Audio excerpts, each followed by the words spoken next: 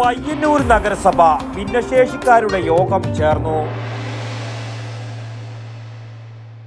ആയുർവേദത്തിലൂടെ ജീവിതത്തിനേകാം ആരോഗ്യവും ഉന്മേഷവും.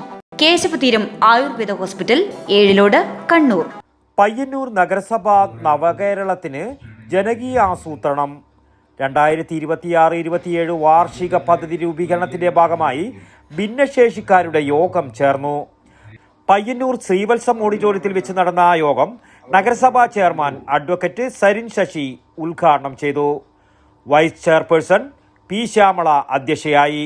യോഗത്തിൽ ഭിന്നശേഷിക്കാരുടെ വിവിധ പ്രശ്നങ്ങളെക്കുറിച്ച് ചർച്ച ചെയ്യുകയും 2026-27 വാർഷിക പദ്ധതിയിൽ വരേണ്ട പദ്ധതിയുമായി ബന്ധപ്പെട്ട പ്രധാന നിർദ്ദേശങ്ങളും അവതരിപ്പിച്ചു.